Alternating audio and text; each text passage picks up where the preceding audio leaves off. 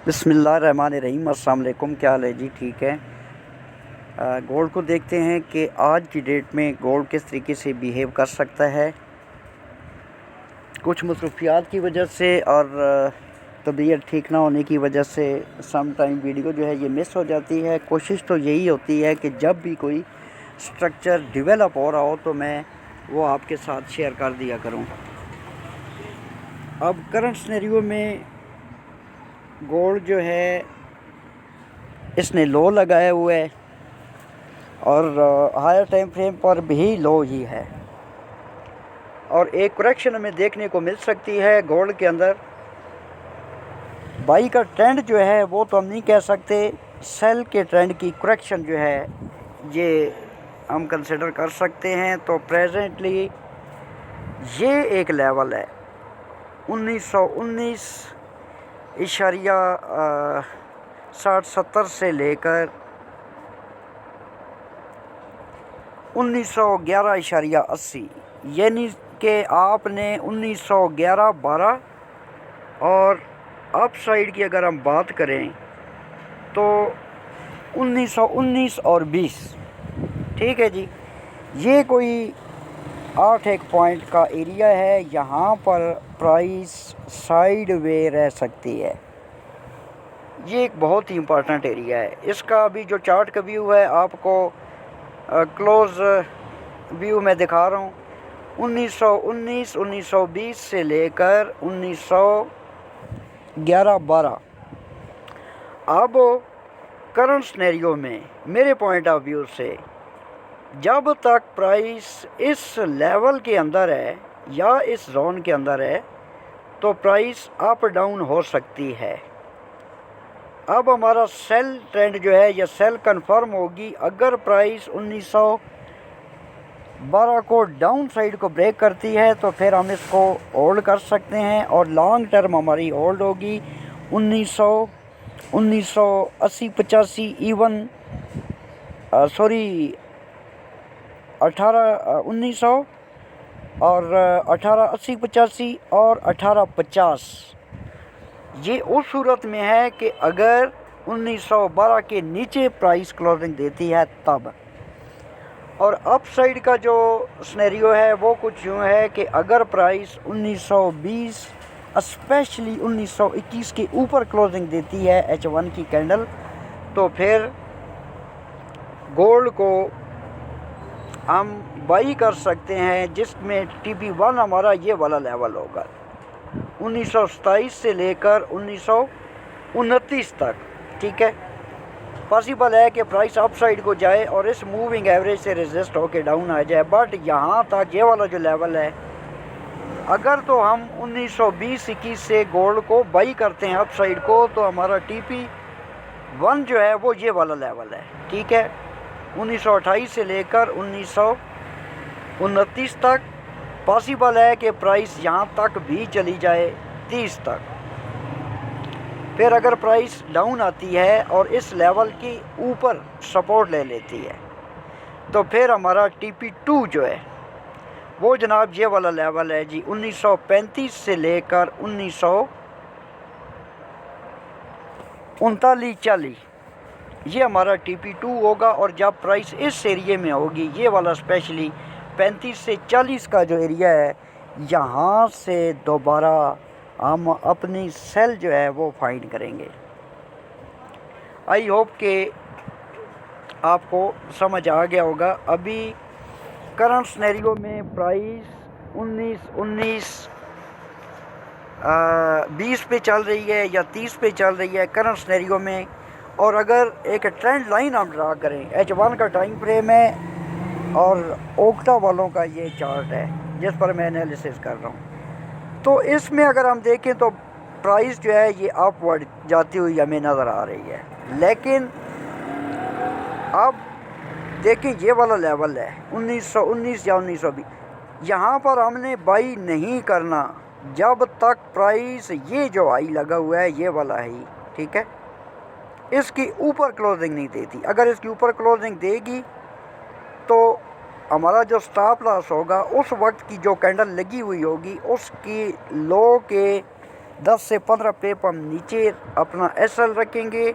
और ये वाला जो एरिया है 19-20 स्पेशली 1921, अगर प्राइस इसके ऊपर क्लोजिंग देती है तो फिर हम गोल्ड को बाई में देखेंगे। और हमारा TP1 1928 से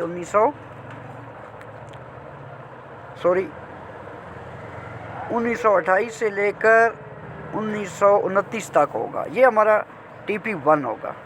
ठीक है जी, ये अपवर्ड डायरेक्शन में आपको एक्सप्लेन कर रहा हूँ। फिर हम वेट करेंगे कि अगर प्राइस अप साइड को जाती है और फिर इसी लेवल पर सपोर्ट लेती है, M30 पे, M15 पे, जो भी चार्ट आप यूज़ करते हैं, अगर यहाँ पर गोल्ड सपोर्ट ले लेता है तो एक बाई फिर हम ले सकते हैं। बेहतर तो ये है कि ये जो 200 की मूविंग एवरेज है इसके ऊपर प्राइस निकले क्लोजिंग दे तो फिर हम बाई लें। छोटी सी बाई है जो कि 35 से लेकर 40 तक की हो सकती है। और स्टॉप लॉस उस वक्त की जो कैंडल होगी उससे पिछली कैंडल या उस वक्त का जो रीसेंट लो लगा हुआ होगा उस लो के 10 से 15 पॉइंट नीचे या 10 से 15 पिप नीचे हम अपना SL रखेंगे और बाई को होल्ड करेंगे 1940 तक, 35 से 40 तक। ये स्नैरियो है अपवर्ड। पॉसिबिलिटी है कि गोल्ड जो है ये अपना अपवर्ड डायरेक्शन आज की डेट में मेंटेन करे। और अगर प्राइस डाउन आती है अभी आप बाई ना करें। अब जो करंट स्नैरियो चल रहा है मेरे पॉइंट ऑफ व्यू से आप गोल्ड को बाई ना करें। अब देखें कि मैं अभी वीडियो रिकॉर्ड कर रहा हूं तो प्राइस यहाँ पे खड़ी थी और अब प्राइस डाउन आ गई है। आप वेट करें। अब H1 के टाइम फ्रेम के अकॉर्डिंग हमारा बाई जोन जो बनता है 1918 से लेकर 1915 तक का है। ये देखिए ना, जोन के अंदर मैंने एक जोन मार्क किया हुआ है, ये वाला। और ये वाला जो हमारा एग्जैक्ट जोन बनता है मेरे पॉइंट ऑफ व्यू से, हर बंदा अपने हिसाब से कैलकुलेशंस करता है। ये वाला जो है ये जोन हमारा बनता है 1918 से लेकर 1915 तक। अब अगर तो प्राइस 1915 पे आती है, अगर प्राइस आपको 1915 पे मिलती है तो आप थोड़ा वेट करें, आप थोड़ा वेट करें। अगर तो आप एग्रेसिव बाई लेना चाहते हैं तो फिर स्टॉप लॉस आपका 1910 का होगा, याद रखें। अगर 1915 से आप बाई लेते हैं, एग्रेसिव बाई लेते हैं, तो आपका स्टॉप लॉस 1910 होगा। बेहतर तो ये है कि ये वाला जो एरिया है 1912, यहाँ पर अगर प्राइस आपको मिलती है तो 1912 से आप गोल्ड को बाई करें। और TP1 जो है वो हमारा 1919 होगा। और अगर प्राइस यहाँ से फिर वापस होती है तो आप एक सेल ले सकते हैं दोबारा 1911 तक की। और अगर 1919 के एरिया अप साइड को प्राइस ब्रेक करती है तो फिर आप अपनी बाई को होल्ड कर सकते हैं। उस सूरत में TP2 आपका ये वाला लेवल होगा और TP3 1935 और 1940 हो सकता है। देखते हैं कि आज की डेट में ये TP1 तक प्राइस जाती है या TP2 तक जाती है। अब अगर प्राइस आपको यहाँ पर मिलती है, इस लेवल को डाउन साइड को ब्रेक और रीटेस्ट करती है, तो इस लेवल के नीचे जब कोई कैंडल क्लोजिंग देती है 1927 पे देती है, इवन 25 पे देती है, तो फिर हम एक सेल ले सकते हैं। ठीक है। अब जैसा कि मैं आपको बता रहा था कि 1925 से 1927 का एक स्ट्रांग एरिया है। पॉसिबल है कि अगर यहाँ से आप बाई लेते हैं, सपोज यहाँ से आप बाई ले लेते हैं, ये वाला जो मैंने H1 के टाइम फ्रेम के अकॉर्डिंग एक जोन बताया है, बाई जोन 1918 से आप बाई लेते हैं, तो आप अगर ज़्यादा सिक्योर होना चाहते हैं तो 1925 से आप निकल जाएं। ठीक है, ये 1925 के एरिया बंद है, यहाँ से आप निकल जाएं। अगर होल्ड करते हैं तो फिर आप 1927, 28, इवन 30 तक भी होल्ड कर सकते हैं। फिर अगर मज़ीद प्राइस अप जाती है तो 35 और 40 का एरिया अपवर्ड बन रहा है। तो अगर प्राइस 1910 का एरिया डाउन साइड को ब्रेक करती है तो उस सूरत में फिर आप सेल में बैठ जाएंगे। उस सूरत में आप सेल में बैठेंगे। सेल को अभी तक मैंने कंसिडर नहीं किया और ना ही कर रहा हूँ, यहाँ तक भी अगर प्राइस आपको मिलती है 1911-12 पे आप बाई करें, और स्टॉप लॉस फिर आपका थोड़ा बड़ा हो जाएगा, 1903 का स्टॉप लॉस होगा अगर आप बाई करते हैं तो। और यहाँ से अगर आप गोल्ड को सेल करते हैं, यहाँ से 1911 से सेल करते हैं तो TP1 जो है वो आपका 1903 होगा, और आपका स्टॉप लॉस जो है वो इस लेवल के ऊपर होगा। अब आप 1920 का स्टॉप लॉस रखें, 1911 से या 10 से आप सेल ले लें। स्टॉप लॉस बड़ा है, बड़े स्टॉप लॉस का फ़ायदा ये होता है कि वो आपको टाइम देता है डिसाइड करने के लिए। ये फॉरेक्स है। फॉरेक्स आई थिंक के दुनिया की सबसे रिस्की मार्केट है, मेरी इंफॉर्मेशन के अकॉर्डिंग दुनिया की सबसे रिस्की मार्केट है।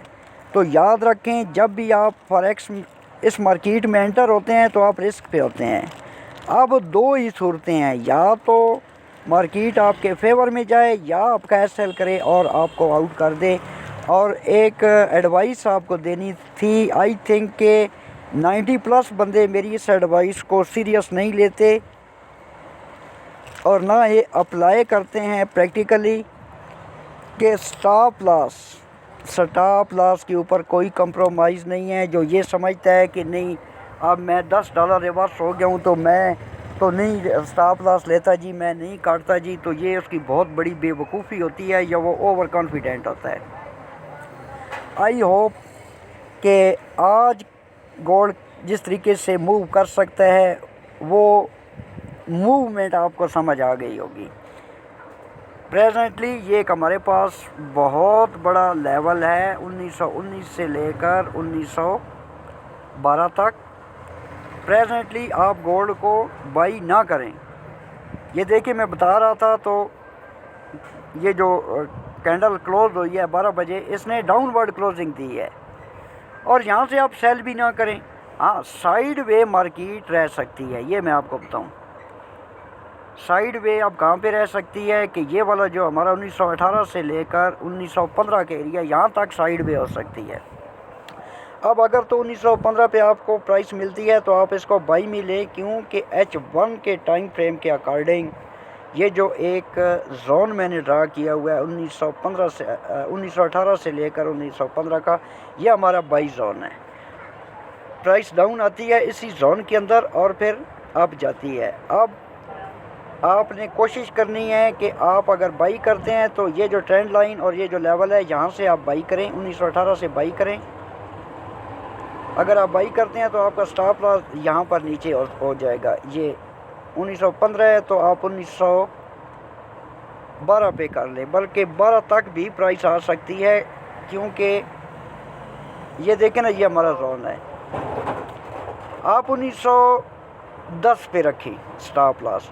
फिर अगर दोबारा प्राइस आपको यहाँ पर मिलती है तो ये हमारी एक रिस्क की बाइंग हो सकती है। 1912 के एरिए पे स्टॉप लॉस 1910 पे रखें और बाई में दे गया। फिर अगर तो प्राइस ये वाला जो लेवल है इसको डाउन साइड को ब्रेक और रीटेस्ट करती है तो फिर आप सेल में बैठें और स्टॉप लॉस जो है वो आप इस लेवल के ऊपर रखें। बज़ाहिर बड़ा स्टॉप लॉस है और प्रेजेंटली ये वाला हाई लगा हुआ है, तो इस हाई के 10 से 12 पेप ऊपर आप जो है 10 से 15 पेप ऊपर आप स्टॉप लॉस रखें। फिर आप जो है 1903 तक ट्रेड को होल्ड करेंगे सेल में। मुझे लगता यूँ ही है कि इसी जोन से प्राइस जो है, ये वाला जो एक मैंने जोन बनाया हुआ है, ये वाला जोन, ठीक है, यहाँ से प्राइस अप साइड को निकल सकती है। ये वाली ट्रेंड लाइन भी है और ट्रेंड लाइन पे सपोर्ट लेकर प्राइस अप साइड को जा सकती है। अगर यहाँ से आप बाई करते हैं तो स्टॉप लॉस आप यहाँ पर रखें। अगर रेट होता है तो डजंट मैटर, बट आपने बाई को छोड़ना नहीं है। फिर ये वाला जो एरिया है, ये वाला हमारा एरिया 1912 वाला, यहाँ से भी आपने बाई पकड़ने की कोशिश करनी है। अगर ऐसे हो जाता है मसला नहीं है, ठीक है। हाँ, 1910 या 1910 के नीचे जब आपको मार्केट मिलती है तो फिर आपने गोल्ड को सेल करना है और TP1 1903 होगा। आई होप कि आपको मेरे इन एनालिसिस की समझ आ गई होगी। दोबारा एक्सप्लेन कर देता हूँ। ये एक ट्रेंड लाइन है और प्राइस जो है ये वाला डिमांड जोन है H1 के टाइम फ्रेम का। प्राइस इसी जोन से अप डाउन हो रही है, ट्रेंड लाइन पर सपोर्ट भी लेती हुई नज़र आ रही है। बेहतर तो है कि आप यहाँ से बाई करें 1915 से। अगर यहाँ से भी आप बाई करते हैं तो आपकी एग्रेसिव बाई होगी। फिर यहाँ से 1921 से भी आप गोल्ड को बाई में ले सकते हैं। TP1 आपका ये वाला 1925 भी हो सकता है, ये वाला जो एरिया बनता है 1925, ठीक है। ये वाला 1924 25 आप कंसिडर करें और वेट करें कि यहाँ पे कट ना करें। यहाँ तक आप होल्ड कर के रखें 1928 से लेकर 1929 तक। फिर यहाँ से अगर आपको सेल मिलती है तो आप सेल लें। कल